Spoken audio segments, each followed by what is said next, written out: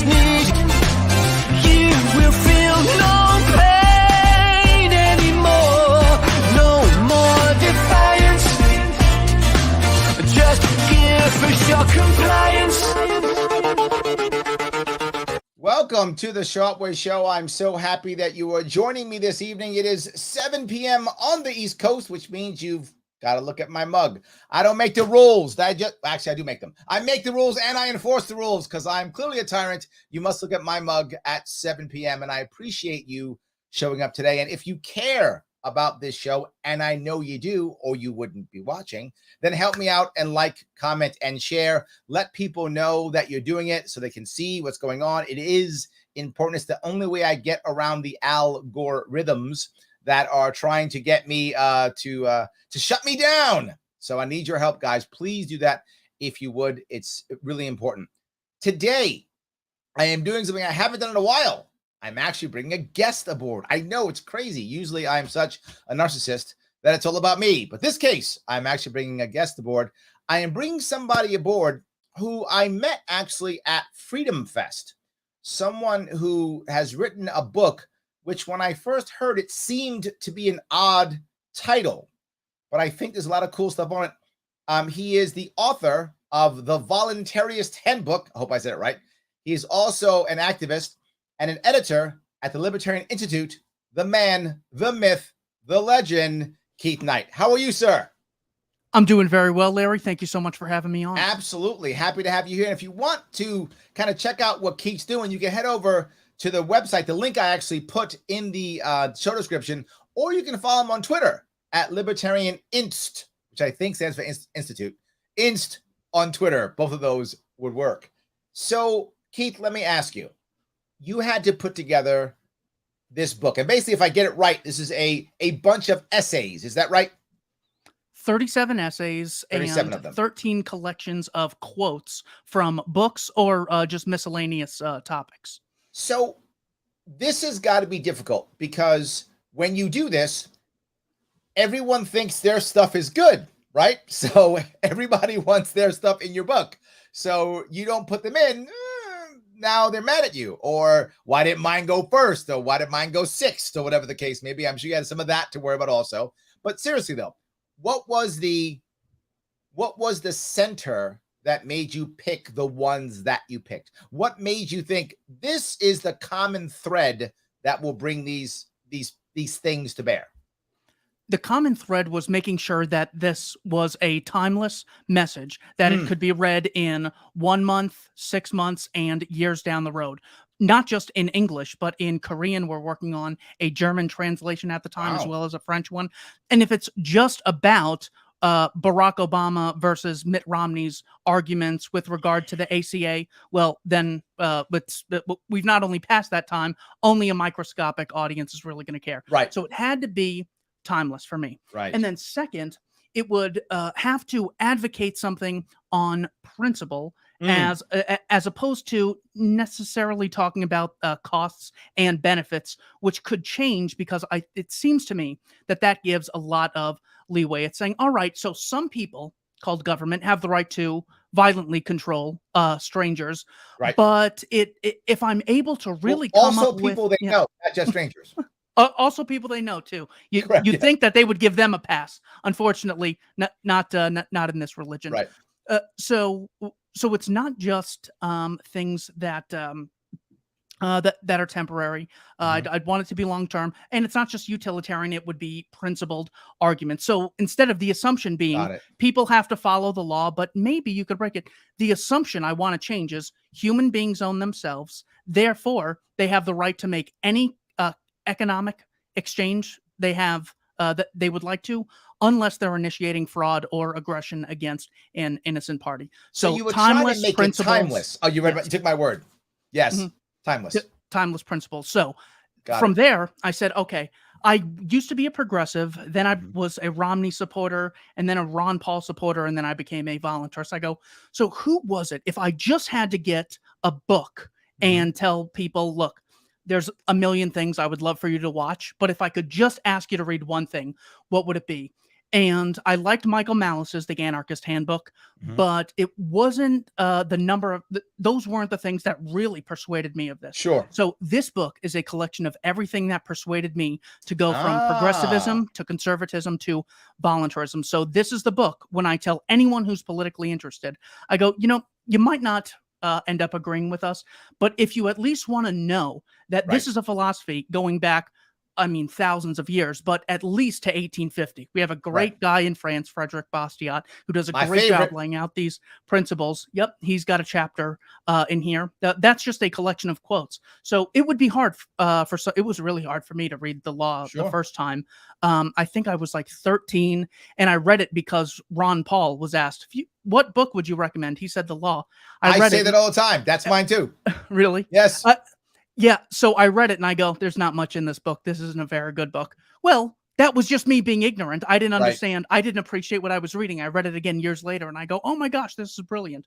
So I took quotes from that book in hopes of increasing the likelihood Mhm. people who disagree with us would say, you know what, I'm not going to read all 318 pages, but I'll check out the free PDF and read these 2 sections from the Right. law or something No, like I that. love that because what That's how you're I doing is did you're actually validating the ideas, right? Not just because what I deal with all the time is I talk to people, they always go, "You libertarians, you guys don't know anything, you're crazy, whatever." I always get that.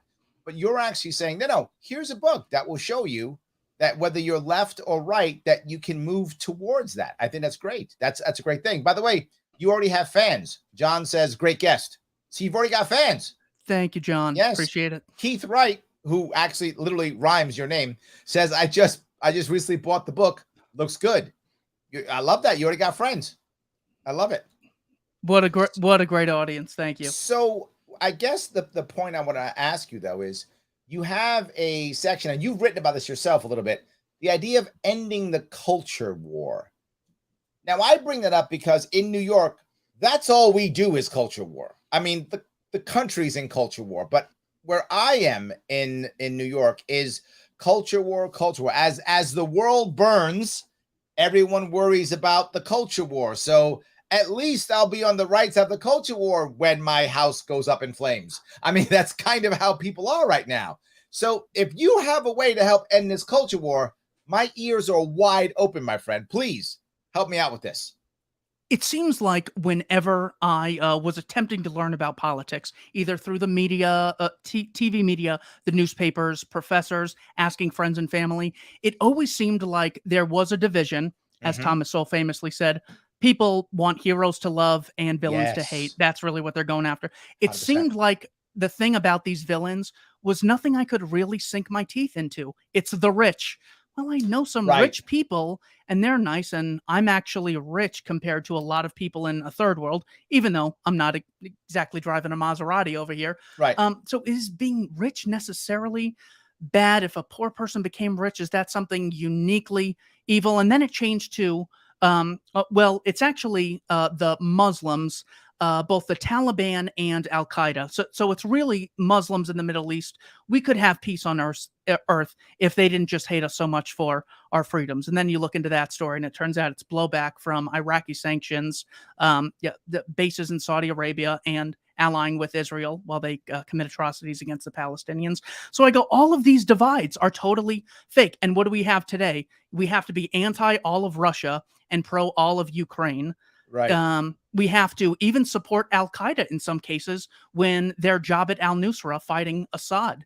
Right. And so all of these divides, and then of course, men versus women, black versus white. I'm waiting for old versus young. That's going to come out here soon. Well, it sometimes does with education and social security. Right. Sure. So I go, all of these Or divides. even with just the recent, forgivingness of loans.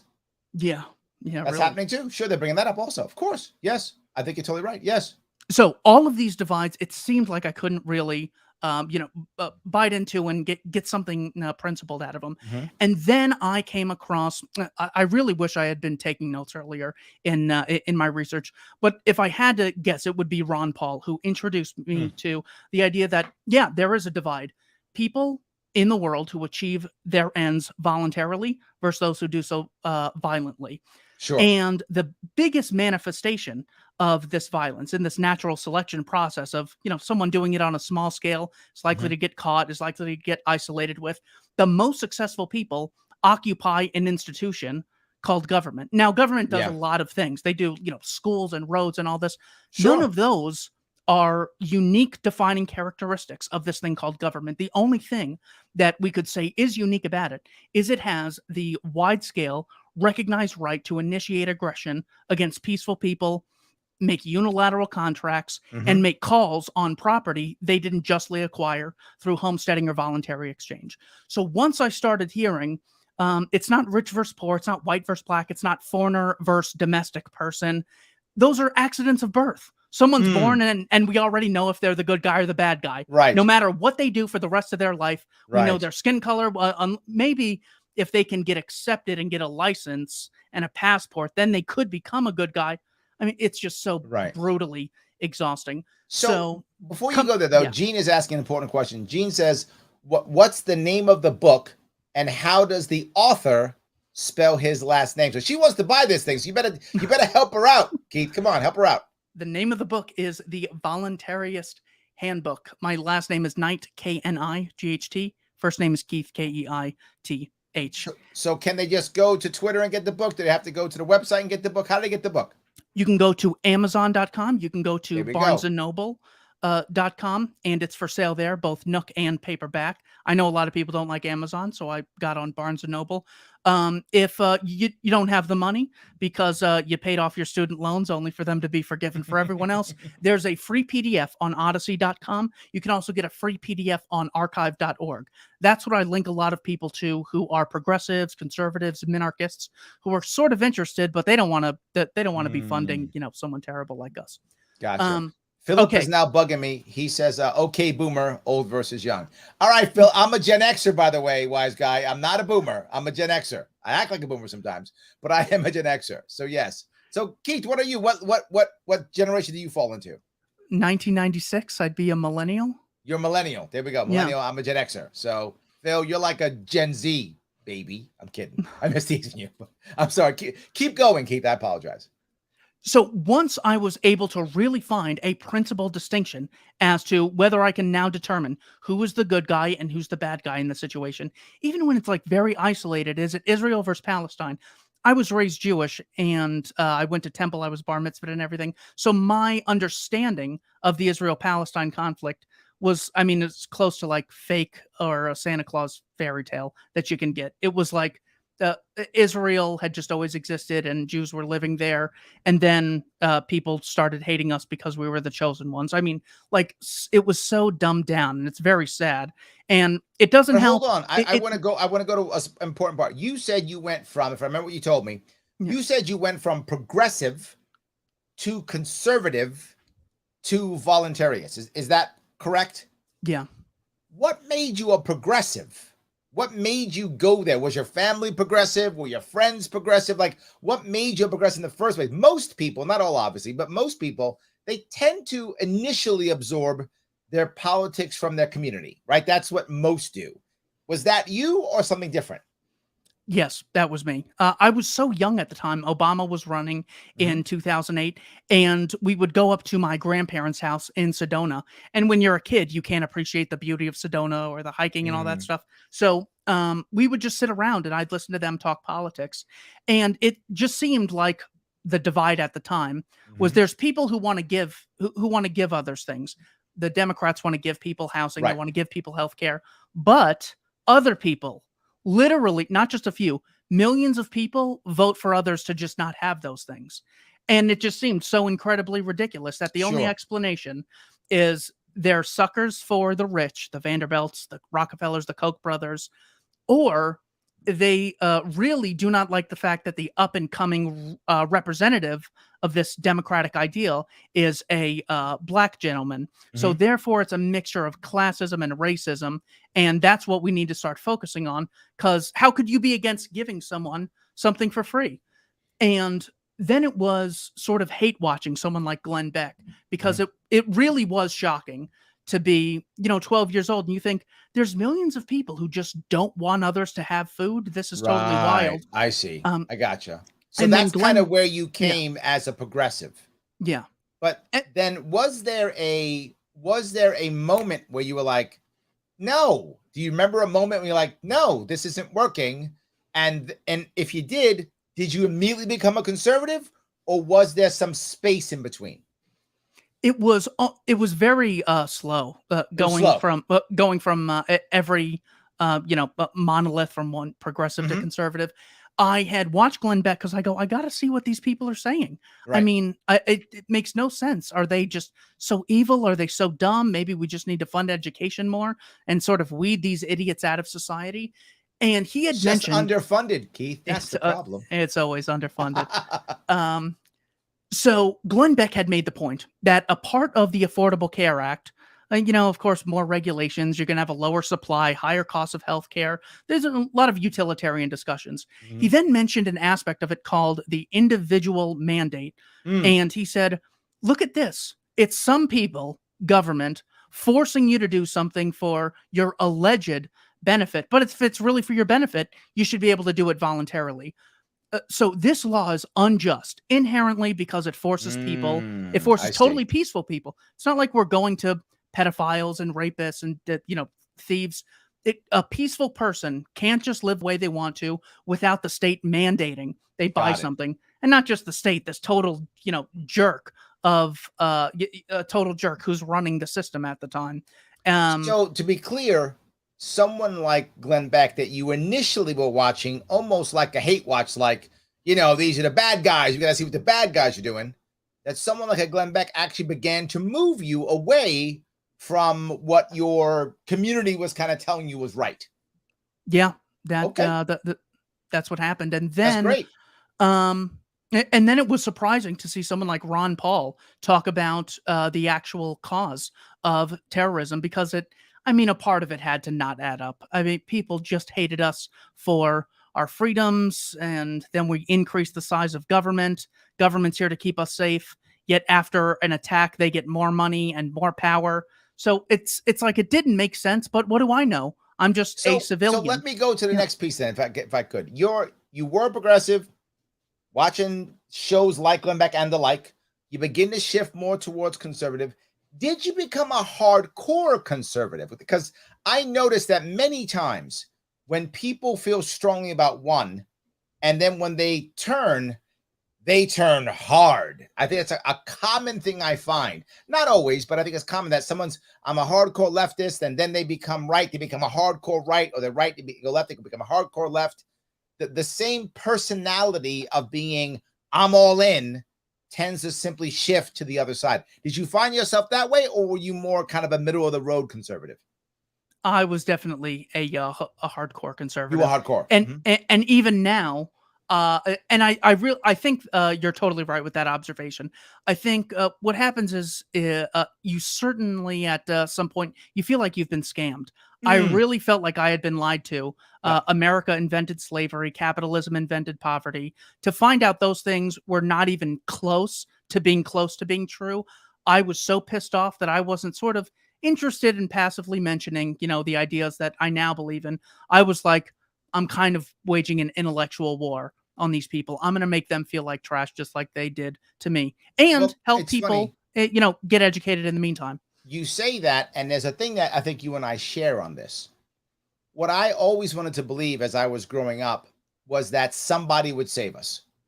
I wanted to believe in the magic savior. I did. I wanted to believe that, I'm a bit older than you. So, like when Ross Perot came around in the 90s, I was like, oh, there's our savior. He'll make it all right, right? He'll win. And then all of a sudden, he'll use his magic wand and America will be perfect. I wanted to believe that. And then when he couldn't do it and that wasn't real, I wanted to believe Ralph Nader could do it because he's the guy who's not the two bad guys. So he'll use his magic wand and fix things. And then I was very much out of it. But when Obama came, I wanted to believe it still. And I thought that in 2008 that Obama could do it. I did. I believed it. And I know people get mad at me, but I'm telling you the truth. I believed it. I was like, okay, I'm in. I'm with the thing. He's the guy. He's the magic guy. He's gonna do it, right? He's different. He's not like the rest of them. Well, clearly that wasn't true. But that's what I believed. So, but by 2010, it was the first time to kind of the way you felt. It was the first time I felt betrayed. The previous presidents, I never thought they were going to be good. So if they weren't good, so what? I didn't expect it. Yeah. But I thought Obama was going to be good. I thought it was going to be different. I thought he was going to be the guy who was going to do the thing. And when he didn't, that is when I checked out. That is when I was like, you know what? I was so betrayed by that. I was like, I'm out. I have checked out. I'm done. And that's when I was open to hearing Gary Johnson in 2012. And I feel like it was similar with you. Once you got it, you then became open to hear Ron Paul. Is that a similar feeling or no? Definitely. So once you feel like you've gotten screwed by this thing, whether it's the establishment, the cathedral, the government, the neocons, whatever, then it's like you're almost totally open to anything. So when I heard something like, Cheney ordered a stand down for NORAD on 9/11, I say, well, what's the evidence? I won't dismiss that. That's something these people could do. Or when I hear someone say, the state's inherently illegitimate and everything should be privatized or voluntarized, I go, well, I don't agree, but I'm open to it. So now I'll listen to it. Whereas before, I would have clearly dismissed those. Don't waste a second of my time. You might as well be flat earth and Loch Ness monster nonsense. Right. Once I felt like I had been totally tricked, especially with a lot of economic things. I mean, I had just always thought if you didn't support the minimum wage, you could only hate the poor. How could you Of course. How could you not? Why do you not want to help a person who's poor? Right. And then I was introduced to the idea that when you increase the cost of something, people with the fewest skills are less likely to get their foot in the door. They're less likely to get on the job experience and then increase their skill set and demand a higher wage in the future. Right. Also, high school and college are 4 years of getting paid $0 an hour. So maybe I could do it for $1 an hour or $1 or $2, or maybe I just own myself and I can make whatever contracts I want. And you guys can sort of piss off a little. So the fact that I had been so confident that anyone who thought the minimum wage was illegitimate was just an evil person. I really felt like I had been sort of stabbed in the back by people who I had just assumed they were telling me the truth. They know what's best. They have the teaching licenses. I just need to sit back and listen. Then I was willing to listen to things like voluntarism. Yes, I agree completely. I have a couple pieces I want to bring up here. Phil says he wasn't calling you a woman. I know, Phil. I'm teasing you, brother. I know. I'm teasing you. Don't worry about it. It's all good. I'm totally teasing you. No worries whatsoever. Ryan has a hardcore question. Ryan says, do you agree taxation is theft regardless of needs of society? I do. Taxation would be a unique way of acquiring property where only one group has the right to do it. So if it was legitimate, we'd have no problem with the Sharpe way issuing taxes. Walmart issues taxes. Yeah. Amazon issues taxes. Everyone could go around issuing taxes on everyone else's income. Let's do that. You're right. Great idea. I like that one. That's a good idea. Let's do that. We just came up with it. So what taxation does is it doesn't allow people to voluntarily disassociate with people that they don't see value in trading with, and it creates a disincentive. But as you said, regardless of the needs of society. So maybe sometimes you can justify stealing, a piece of bread to save someone's life. But notice that in that example, it's not if someone's starving, then only a group called government could steal to save their lives. So no need for this double standard. Taxation is theft because it necessarily relies on some people issuing threats against the property or income of other people. And it's not about being cheap. It's about really hating what's then done with this money. People are put in cages for victimless drug crimes with this money. This gives the most evil people on the planet tons of power. It gives Donald Rumsfeld the power to wage war, and it increases the influence of Dick Cheney. I mean, terrible things are done with this money that cause so much suffering. So it's theft inherently, and it's a bat signal attracting the most evil people in society to control those funds. So yeah, taxation's theft since it relies on initiating aggression against a peaceful person. So if that's true, why? I mean, if you just said, hey, are you for theft? People would say, no, theft is terrible. But if you say, are you for taxation? Why do the vast majority of Americans go, yeah, it's the price for society. So I'm okay. Take my money. In fact, every time they talk to Americans, there's a chunk that will actually say we're not taxed enough. And there's a chunk that will say we're taxed right enough. And then a chunk that will say we're taxed, but too much.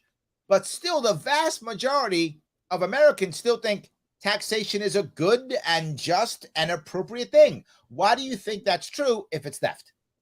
The primary justification, I think, or the primary explanation is simply status quo bias. This Got is the concept that because something has existed for so long, it's extraordinarily unlikely that, look, I'm 20, 30, 40, and this guy Larry Sharpe is telling me about the downside of taxation. Buddy, I've been around a while. If this were true, I would have heard of it. This is how a lot of things are. Other countries for a very long time. Therefore, it's very legitimate. Also, there is a concentrated costs and dispersed benefit disincentive involved. So if I do a ton of research and find out whether or not taxation is morally justified or really immoral, it's not necessary that Biden's going to call me, ask for my opinion, and then change legislation as a causal result. He So probably should, Keith. I mean, he probably should do that. It would take a ton of work on your end, and you'd have very little, if any, effect. And in the meantime, you might isolate people who think, well, why don't you just move to Somalia? What do you hate the fire department? You don't support the troops or anything? Don't you know my friend lost his life in the war? How could you be anti-government terrorist like this? Yeah, I would say status quo bias and concentrated costs and externalized benefits or heavily minimized benefits are probably the primary explanations for why people haven't recognized something so obvious. Got you. Well, if you guys are liking what you're hearing, I know a lot of you are. I see the comments. Do me a favor, like and comment and share this. It does matter. It does help tremendously in moving this forward and getting more people to see it. But I got to go one step further. You guys know I have a sponsor. It's theadvocates.org. You need to go to the world's smallest political quiz. Click that link right there that's in the description and share that into other Facebook pages, on Twitter. Share that in a place so that people can go and take that quiz, and they may realize they are more moderate or more libertarian than they think. They may not be caught in the actual culture war that they think they're caught in. How do we change that? By taking the world's smallest political quiz, sharing it with others, and if you take it and share your results. Show people that you've taken it. Let them see it. The more time you spend doing this, the more conversations you can have. And as you hear what Keith is talking about, his entire book is about you having conversations, both with yourself and with those you love and with those you care about, and moving them from either conservative to progressive to voluntarist, or conservative to progressive, progressive to conservative to voluntary, whatever. They're going to come to us, whatever the path. But it's going to take not some magic pill. It's going to take hundreds of conversations. This quiz helps, and so does the book. So please pay attention and follow him on Libertarian Inst on Twitter. And if you want to follow me, you know me, LarrySharpe.com. All good. I want to grab one more comment if I could. I got a bunch of people talking about this. Missy says, this all sounds very interesting. I just purchased the book. Well, there we go. Thank you very much, Missy. I greatly appreciate it, and I hope you enjoy it. Rocking and rolling. Daniel says, Larry, you just described how so many people felt about Trump in 2016 and 2020. I wish I voted for Gary. I think he means Gary Johnson. But I was 4 years behind you and voted for Joe. I voted for Joe, too. I mean, I've been voting for libertarians since Gary Johnson. 2012 is when I came aboard. But I think that's really when things moved towards me. And Ryan, by the way, has a hashtag for you. Ryan says, voluntarism works. Hashtag. Not too shabby. I will start using that every time I see two people exchange in a mutually beneficial exchange. There we go. I'll have no time for anything else. So let's walk further down that road. If I understand what you were actually saying, and if I'm wrong, please correct me. I feel like what you're saying is the way to end the culture war is to change in someone's head the left-right paradigm. Right? And to change her, that's not about left, it's not about right, it's about coercion versus persuasion. Is that, did I read that correctly, or am I off? The verbiage that's used in the book towards the beginning by Don Boudreaux is coercivists versus voluntarists. So you can there's definitely benefits to the leftist mindset and the rightist. I think they certainly can be complementary in a lot of ways. But when it comes to a lot of things that are left and right aren't necessarily tied to the coercive aspects that come to fruition when you get someone on the right in power or someone on the left in power. So whether Okay. it's I really care about equality and the dignity of each individual, it's a non sequitur to say that person therefore advocates the existence of a state. So I don't know if it's necessarily left versus right. It's coercivists versus voluntarists, and it's not arbitrary differences. It's the principal difference of Got it. do you achieve your ends peacefully or violently? That is what I'm trying to communicate here. So the reason why I use the word persuasion is because I think that there is, and again, if you think I'm off on this, when I talk to people about voluntarism or often libertarianism, what I often hear is people believe there is a aloneness to it, a lone wolf aspect to voluntarism, right? That I'm going to be all by myself and I'm going to do my own thing. And I've always said it's not about doing it yourself. It's about making sure that we all volunteer to do it. You could have 1,000 volunteers. It could be a massive army of people who all volunteered to work on the project or do the thing or whatever the case may be. So I tend to use persuasion because I want people to realize that you don't lose your First Amendment rights and that you can still say, hey, I think everybody should wear blue shirts. You're wrong if you don't wear a cool blue shirt.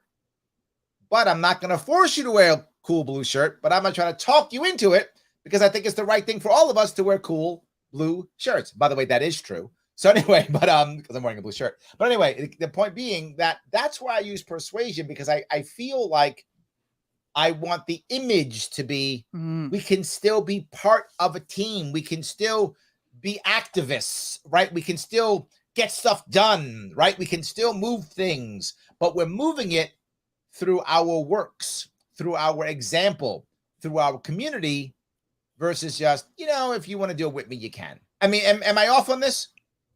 I think that's a great approach. That is an approach that James Harrigan and Anthony Davies take in their book, Cooperation or Coercion. So they say also, there's a section in here titled Social Cooperation by Sheldon Richman.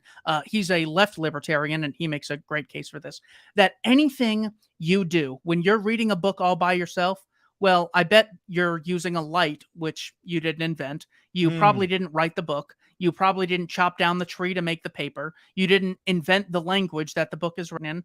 Anytime you think you're doing something by yourself, it's actually the result of millions of people cooperating. It's the initial World Wide Web that actually exists. You're only alive because other people made food and you traded with them. So we're constantly engaged in doing things that affect or are a result of other people's actions. So now the question is not things we do alone versus things we do together.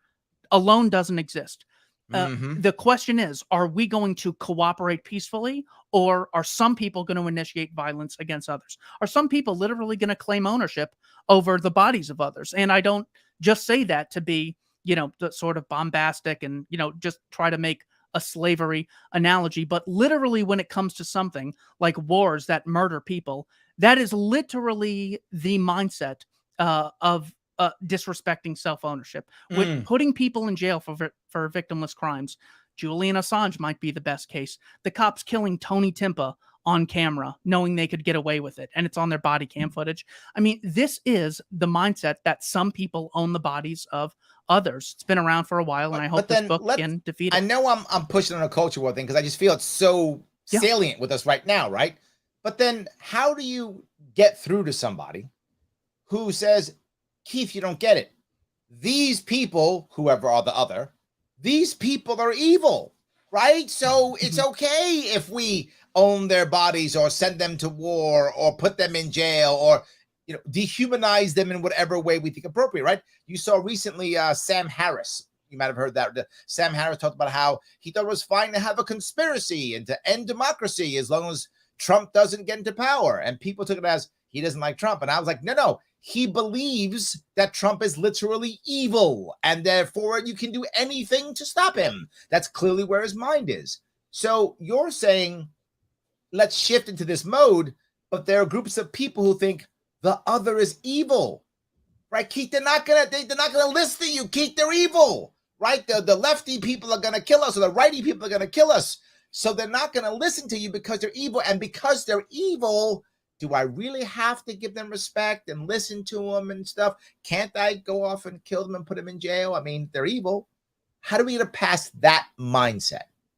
So the philosophy of voluntarism, of self-ownership, is not just about non-aggression. It's also about the self-defense principle. So Okay. this allows people to harmonize their own interests. It's not a suicide pact that says, look, if someone's raping another person, start a petition and try to ask them to stop politely. No, that's initiating violence. Respect for the self-ownership is defending that innocent person unapologetically Okay. with minimal necessary force. So, if someone's pushing you versus if someone's committing rape, of course, you can have proportionality. So voluntarism does allow for self-defense. Second, it's important to realize that we can get along with the vast majority of people, even ones that we would consider evil, in non-political spheres. So Mormons, I know a lot of Mormons in Gilbert and Mesa in Arizona. They're very populated over here. Now, a lot of them think that me and my friends are going to burn in a fiery pit for all of eternity, and it's terrible. We're living in sin by not giving 10% of our annual income to the LDS Church. I've thought that about you, Keith. I have. And somehow Yes. we are still able to cooperate. Which is more offensive? You don't want to chip in for schooling, or you want me to burn in hell for all of eternity? Well, Point taken. If my entire existence is just me not appreciating the creator of the universe, and they understand that other people think their entire life is lived on a lie that's so stupid, I can't believe anyone believes that fake tablet story. I mean, these people should be cutting each other's heads off. So notice that in the political sphere, these people would see each other as totally evil, because the only way for them to get their way would be to coerce millions into Mormonism or coerce millions into atheism. You Right. can't have this self-ownership everyone chooses. So it's important to realize that the political process turns good people into bad because of the incentives. And also, I'm not telling people to totally lay down their sword and only use words. You have the right to defend yourself. To reject the principle of self-defense is to accept the notion of slavery or some people owning others, and to just be like, you know what, some people murder others. Well, I hope they eventually learn their lesson. So voluntarism, I believe, does answer that. Got it. Okay. Derek says taxation is the price we pay to avoid getting murdered by the IRS. Derek, you're not wrong, brother. You're not wrong. Absolutely. Thomas says student loan forgiveness is a bank bailout disguised as caring about citizens. The DNC and RNC have not done anything in the last more than 20 years with the primary goal of helping American voters. They work for the elite and big businesses who pay for their elections. This is one of the biggest issues that I know you talk about, the idea of no matter what happens, the more government goes along, the more it gets bigger and bigger, and the more that's what happens. I mean, isn't that part of what's in the book? Yeah, and if you don't recognize the importance of voluntarism, then the state will be able to capitalize off of anything that really happens. So if they totally monopolize education, well, then they control all the curriculum, and and that's how they implement their worldview. And well, what if there's school choice? Well, now they might be able to influence the curriculum of other schools because they're getting funding from the state. So what's defined as a school is there's going to be some criteria. And in order to meet the criteria, you'll just, have to teach the 1619 Project. You'll have to teach about how bin Laden hates us because women go to school in America. Just these objective facts that can't be refuted. That's true. Yes, of course. So under anything that happens, terrorism, where we need a big government to keep us safe. If we're totally safe, thank God we're safe. We need more government to keep it this way. If we don't have more government, these bad things are going to happen. Once you grant some people the right to rule others, from there, it's just excuses of, okay, now how can I increase this power? It's like a terrible drug. Whereas in the free market, the freedom to disassociate, the freedom to stop funding bad people is the proper cleansing mechanism for a society to have. So it still recognizes that there's going to be inequality, and there's going to be elites. Some people are going to have a lot more power than others. not many people could go on Patrick Bet David's show and knock it out of the park like you and Spike and Dave did. Those inequalities are always going to exist. The question is, are we going to what is our relationship with other people going to be if they're at higher income levels? Is it going to be they still don't get a penny out of our pocket unless we voluntarily give it to them? Or is it going to be they could tax whatever and they have a central bank to print the rest? Well, look, the piece I want to bring up, Raz, you used a phrase called the free market. And I live in New York City. That phrase is evil. Mm-hmm. Because that phrase, New York City people, most of them, not all, but literally 8 out of 10 at least, if not more, think free market means, this is how they hear it, crony capitalism, big business wins. That's what they hear. Now, you and I know in a free market that's not true, but this is what they believe. So very often you will find me use the phrase consumer driven. Yeah. And so I would say in a consumer driven system, this would be different. Because consumer driven, the feeling is it's bottom up. Now, free market is bottom up, but because of the system we've had, it sounds and feels like top down. Yeah. Which is why I will very often use consumer driven. Most people will at least hear that phrase. And again, I say this because I guess I'm the candidate, so I have to worry about people hearing things well. So that's what I use all the time. So yeah. Kyle good. says, I had been a liberal when I was younger for the same reasons this guy had.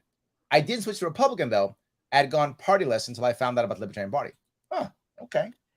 So one of the most important things that but progressives have told me, that some have been convinced, especially after the Biden years, after Hillary stole the election from Bernie Sanders and the DNC. This is one of the quotes. This is on page 44 of my book in the quotes section.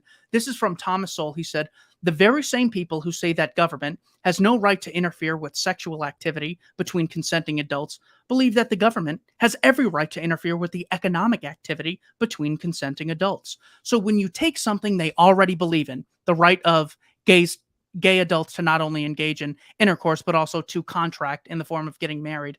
Well, if you can have this sort of anarchy in marriage where I dedicate my life to one person, well, can I go to the sandwich shop without 50,000 regulations? Can I paint my shed? Well, then certainly I would be able to engage in any other action so long as I'm not initiating aggression or fraud against peaceful people. So when you're talking to people like progressives, these things do a great job of planting the seed, because for every reason, every justification for, well, we should regulate business because they've done bad things, is literally like saying we should regulate homosexuality because of monkeypox spreading. It's that offensive and it's that unjustified to do. So taking something they already believe in and extending it is a lot different than saying, I have this new belief system, you should embrace this, and throw out whatever you believe in. So let me walk down that road, because you brought up Thomas Sowell and progressives. Most people don't know. I speak to a lot of the left whenever I possibly can. And people think I'm crazy for speaking to the left, but I try to as much as I can. And one of the reasons why I do it is because Thomas Sowell used to be a Marxist. And most people don't know that. He came from the left. He's one of our best, and he came from the left. So why wouldn't I still want to talk to the left? And you talk about progressives. I agree. We need left and right to join us. This has to be a full-on American thing. Bring them all aboard. I completely agree. But you talk about an idea of trying to have an alliance with, I guess, the angry left, or the pushed aside left. And I think a lot of libertarians think that's a crazy idea. I'm kind of on board with you, but tell me why you think that's a good idea or important. So again, understanding the roots of the philosophy, where you could sort of dismiss the non sequiturs that so often come from the left. We need equality. Therefore, this group called government should coercively redistribute resources. You could take the principle of equality and say, I just don't have any double standards. If I can't do it, well, then why can Barack Obama or Donald Trump or Vladimir Putin? I just believe people should be equal. So if I don't have the right to issue taxes or monopolize a currency, Neither does James Madison or James O'Keefe or anyone else. So that concept of equality alone, you can really find an actual bridge that could occur. In this article I wrote, I titled it "The Necessary Alliance Between the Dissident Left and Libertarians." Oh, dissident left. Sorry, Yeah. I forgot when I read it. I forgot the word you used. I'm sorry. Dissident left. Thank you. So here are 5 assumptions that libertarians and people on the dissident left have that not everyone else has that that we share. So examples of people I use are Max Blumenthal, Glenn Greenwald, Jimmy Dore, Michael Tracy, and Caitlin Johnstone. So the first thing is, this is Karl Marx's theory of history. I don't use his name because I don't want to poison the well. But first, there is a small, unjust, parasitic ruling class which rules over the masses at the expense of the masses. A lot of people disagree with that and say government is the people. There is no some ruling elite. That's just a conspiracy theory. The second thing that we can agree on with them is the ruling class is ideologically held together by its interest in keeping the system of exploitation ongoing, as opposed to they just live by public opinion. Third, rulers never willingly retreat or give up their power. Only an increase in class consciousness by the exploited can remedy this. Whereas other people say, well, it's just about passing laws and electing the right people. If you haven't changed public opinion outside of the voting booth to see what people recognize as legitimate and illegitimate, large-scale change is not likely to happen. Fourth, an ideological superstructure, media, education, advertising, courts, a system of property rights, police, exists to keep the ruling class in power, for the ruling class has an inherent tendency to be corrupted, concentrated, and centralized. Final one, inherent corruption plus more centralization equals more instability, resulting in a crumbling of the system, giving rise to a mass realization or class consciousness by the exploited that an unjust system of exploitation should be replaced by a system of cooperation and mutual benefit. So, in short, Karl Marx is totally right, so long as the villain is not the rich, so long as the villain is people who initiate aggression to achieve their ends, in this case, the state. So if you're a leftist who cares about the little guy, make sure no one can violate the dignity of the little guy in the absence of their consent. I like the talk, but I'm also concerned about why.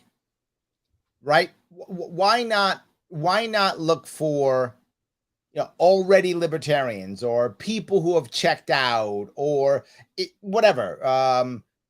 You pick the thing, right? You're saying dissident left specifically, and I'm curious as to why it's that. Because I was wondering, why is it that I love Jimmy Dore and I love Michael Tracy and I can't stand people like David Bose or Nick Sarwark or Joe Jorgensen blatantly lied about Dave Smith and the 12 shots, ridiculous nonsense. So why is it that I can't stand those people, but I love the Jimmy Dores of the world and the Aaron Mates and the Matt Taibbis? And the reason is it's because what they get most passionate about.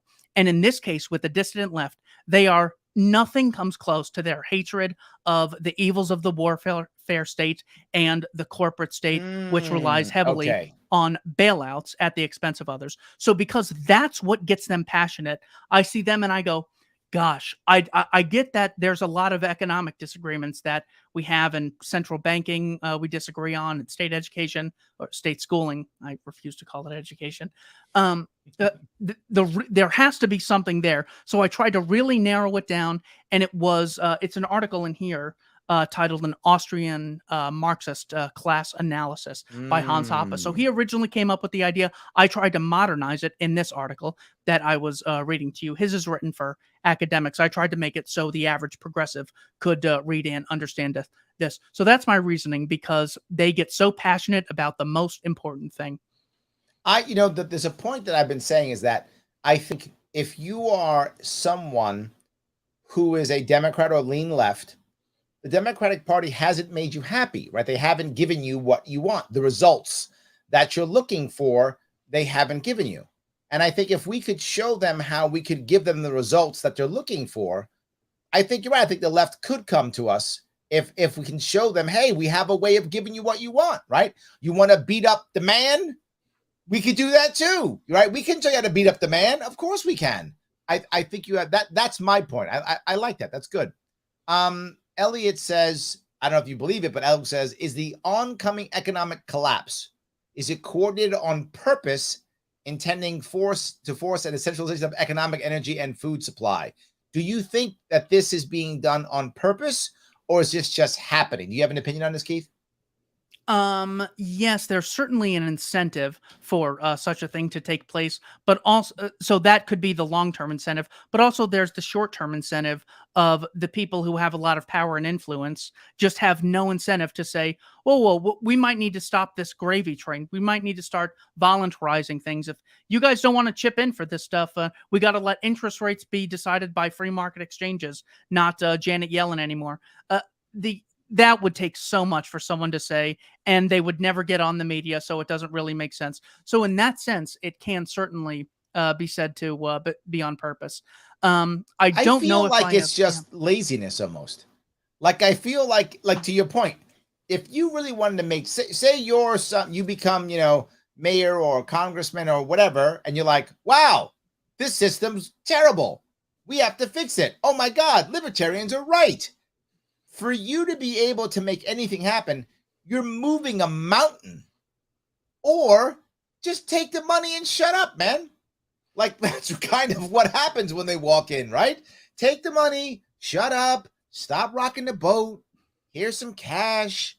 Don't you like being on TV and stuff? Look, come on, we'll put you on CNN or put you on Fox, whatever. Just, you get a couple, look, we get a little cash on the side. We give you a little job afterwards. Just, is it really that important to you?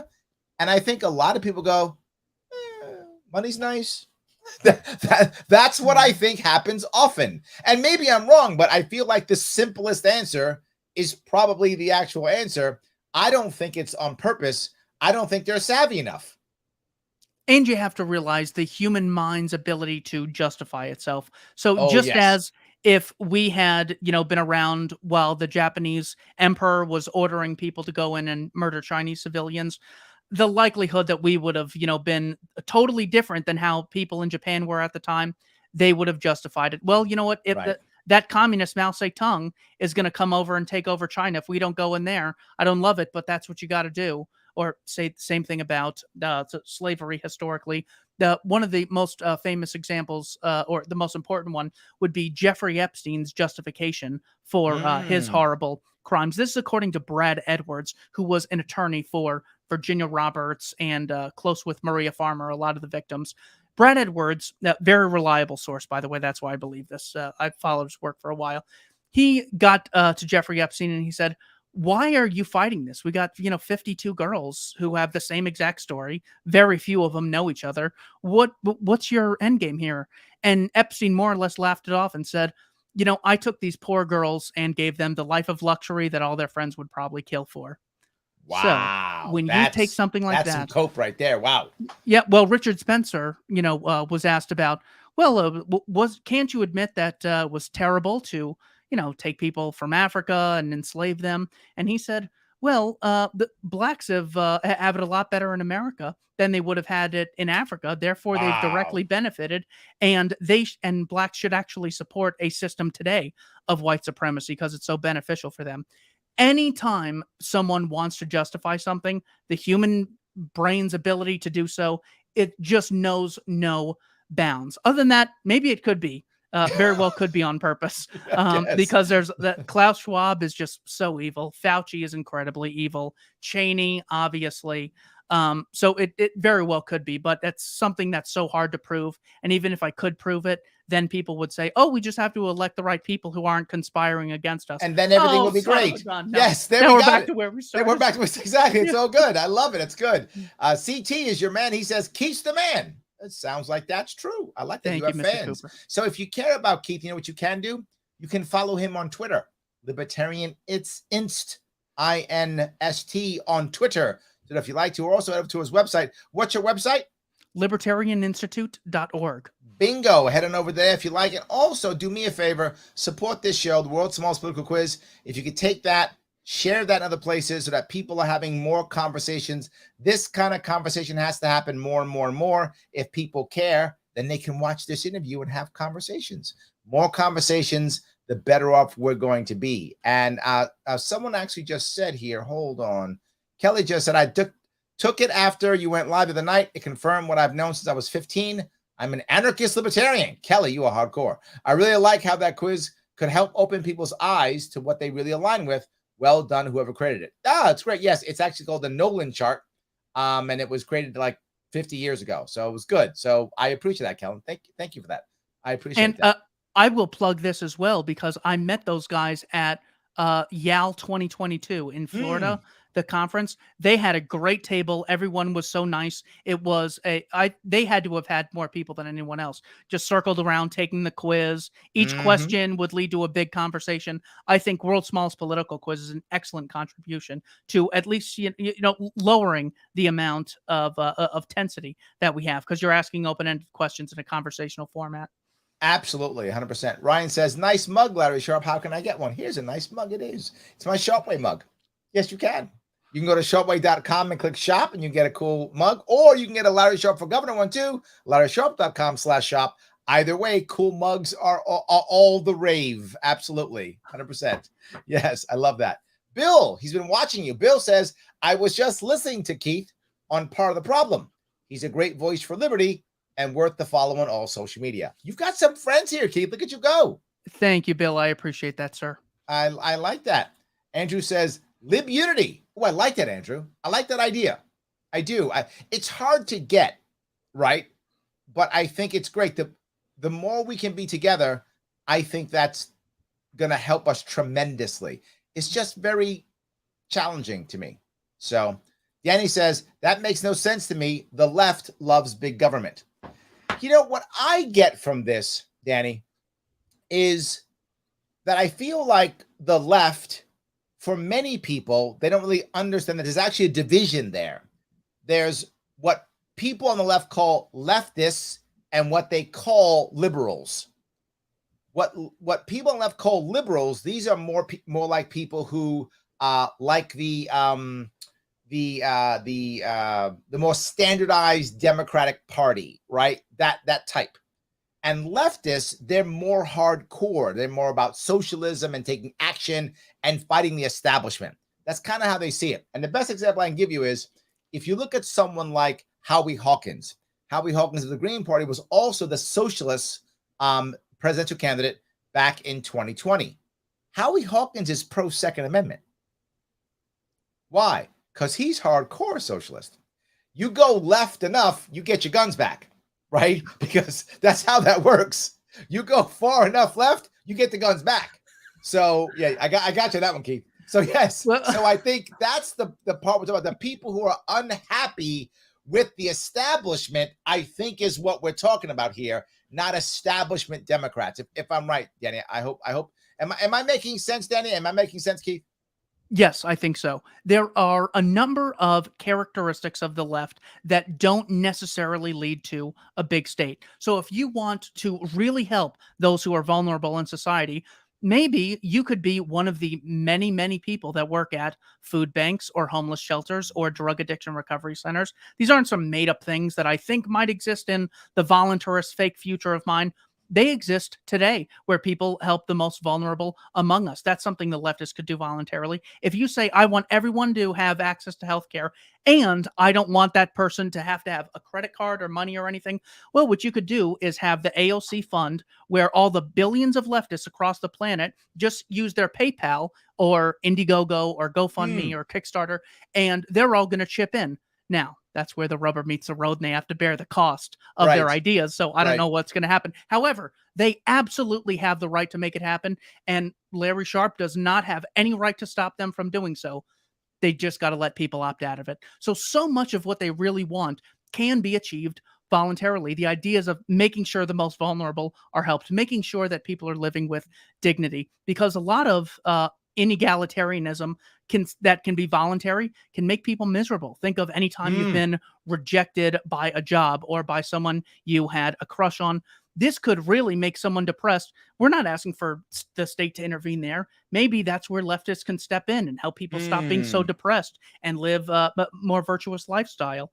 and not be so insecure about a lot of things. There's so many roles for the left to be so good. The problem is they've spent their life swimming with the tide, so they don't have a lot of intellectual muscle to, really back up their ideas. So they're always saying things need to change, therefore the state should have more power. And I'm against the wars, but it is what it is. I can vote against that stuff and still support the people doing it. Gotcha. Wow. Okay, good. CT says Thomas Sowell, having formerly been a Marxist until becoming liberty-minded, shows how whether left or right, it's about the individual thinking for himself. And I think he would say the same thing, right? For those of you who don't know, he actually was kind of turned by Milton Friedman. However, he didn't turn right away, right? So even Thomas Sowell, right? Thomas Sowell believed in Marxism because with the information that he had, that made the most sense, right? With the information that he had, to him, that made the most sense. So he was a thinker. He wasn't just going to throw that away because some Milton Friedman guy says something. Whatever, it doesn't matter, right? So he took that into his head and began thinking. Then he worked for the Department of Labor. And he was like, libertarian. That was it. That was his final piece. But again, to your point, even he didn't just turn. He took the information he had, and with what he had, Marxism made the most sense. As he got more information, he began to change his mindset. Kind of in a way like you were talking about, Keith, with as you listen to other people, you began to make a change. Yeah, and with him, it was specifically the minimum wage. He saw that people with the least amount of skills, the higher you raise the wage rate, the people that would get hurt are the poorest people. Whereas big business could still afford to pay those wages, and now they don't face as much competition as they previously did. So they had said, well, the reason that a lot of these people are poor, we still need to raise them. It's not because there's a minimum wage. It's because there was a terrible storm in Puerto Rico and a lot of the sugar fields were depleted. So Thomas Sowell said, I don't know how to verify if that's the problem. He goes, you know what? Let's look at the data when the minimum wage was a lot lower, and we'll see how populated the sugarcane fields were at that time. And he said that's when everyone turned on him. When he found a way to falsify whether or not the minimum wage was the primary cause of unemployment. And he said, of course, there was more sugar in the fields than there was today. So you would have thought that people would have had more money back then. Therefore, it's not the amount of sugar. It's actually pricing people out of the labor market has made the poor worse off. Dave knew that. Dave actually posted. He said Thomas was a Marxist working in the Department of Labor, changed his mind. He still hasn't received an answer from the Department of Labor on whether or not the minimum wage helps sugar workers in Puerto Rico. So yeah, Dave was on board with that already. He was already with you. He typed that out before you wrote it. He was ready to go. So and he likes Andrew Cuomo, apparently. Look at this. We're pulling people over all the time. I'm not sure Dave likes Cuomo. But anyway, yes, I do appreciate that. Yes, I love that. That's good. Patty says, I guess now I will call myself bipolar politically. I am left on some things, right on others, and in the middle on most. But Patty, I think this is what Keith is saying, that the argument actually isn't left versus right. The argument is whether you're more left-leaning or right-leaning, do you want to use coercion or government force to make something happen? Or would you rather use your own persuasion, your own community, your own example to make someone or get someone to agree to be more left or right or middle? Am I right with that, Keith? Yes, totally. And sometimes it's not enough to just have compassion. So if you really care about, I could be the most compassionate person in the world while someone's having a heart attack. If I don't know how to operate on someone who's having a heart attack, I can't help them. So you could want a lot of people in the world to be educated, but unless you're as good as Jeff Bezos as getting books to millions and millions of people in a very cheap manner, which helps a lot of small businesses who use things like Amazon, but you could also buy my book on Barnes & Noble or get a free PDF. There we go. If you don't have that information, you don't have that discipline, you don't have that willingness to admit you're wrong and learn new things and learn how to effectively make the poor better off, you could be as generous as you want as everyone starves to death around you. There we go. Now, the reality is, guys, if you like what we're saying, if you think this is fun and exciting, your friends should see it, then like this so we can move through the algorithms, comment, and share. It matters. Share wherever you are, Twitter, put it wherever you want to put it someplace, wherever you want to do it. It's good if you share this to the best of your ability. we're about to wrap this up, Keith. Is there something that you want to talk about? Something I missed, or something that you think we should have chatted about? I tried to give a couple cool questions about the book and that kind of thing. They want to put you too much on the in the hot seat, but I hope it was interesting. What am I missing? Of course, it was very interesting. Yeah, so the book has 50 chapters. Some are as short as 1 page. Let me just give you an introduction. The reason I think this is important is this is an article by Jason Brennan. I titled it 3 Thought Experiments. He has a PhD in philosophy. He works, his book was published by Princeton. So we have real legitimate names. It's not just like me, my cousin Louie yelling at the state all day. We really have people who the average person would say, well, that is an expert in the field. So let me show you how Brennan introduces people to the idea of voluntarism, only 1 page. Imagine virtuous Vanny cares deeply about others and is willing to do whatever it takes to save lives. She believes that processed sugar is a scourge killing Americans, so one day she packs a pistol, invades the local 7-Eleven and declares, "This here gun says you can't sell big gulps anymore." Principal Peter believes that you don't give enough money to charity. You're living high while others die. One day he sends you an email. FYI, I hacked into your bank account. I transferred 1/3 of it to poor single moms. Wow. Finally, decent Danny thinks you should buy an American rather than German car. After all, your fellow citizens provide you with roads, schools, and police. You owe them some business. He finds you shopping at a foreign dealer, pulls a taser out on you and says, "You know what? I'll let you buy that BMW, but only if you first pay me $3,000. Wow. You probably regard Vanny, Peter, and Danny as criminals. How dare they treat you like that? You'd want the police to arrest them, but there's a puzzle here. While the police would indeed arrest Vanny, Peter, and Danny, they're also happy to help other people, bureaucrats in Washington, Berlin, or Ottawa, do the same things Vanny, Peter, and Danny want to do. So this set of examples suggests a few questions. What, if anything, explains why it's wrong for Peter to take 1/3 of your income, but not wrong for the government tax office to do so? What, if anything, justifies the Food and Drug Administration in determining what you can and can't eat and forbids you from doing so? In general, governments claim the right to do things ordinary people may not do. What, if anything, justifies that? This is one of the central questions in political philosophy. So that is an example of something where he doesn't talk about John McCain. He says, let's talk about these 3 things. Let me get your opinion on them. Now, let me take the opinion you just gave me and tell me what you think about applying it to this group called the Catholic Church or the Red Cross or the Dr. Phil Show or Congress. There's no difference. They're just a group of people. By the way, speaking of the name Danny, I hope we answered Danny's question about. Yeah, but Danny was the smart one. Danny got the $3,000 for the car. Everyone else gave it away. Danny was the smart one. Stupid. Right? He had the lowest time preference. I was referring to the Danny in the chat who asked. I know. About, I was totally teasing you. Who asked about doesn't the left love big government? I hope we answered her question. Yes. If not, I apologize. Yeah, no worries. I'll try again. Daniel says, great show, great guest. I like that. You've got some friends. Jerry says, love you, Larry. God bless. I don't know anything else to say. Oh, that is so sweet. I do appreciate that.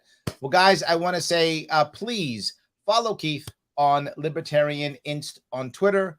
Head over to his website. Check out his book. It is called The Voluntarist Handbook. There we go. It's right there. It's a nice collection of essays and such. A lot of good stuff. Hope you enjoyed this. Please like, comment, share. And of course, always, please support my sponsor. And I will see you all very soon.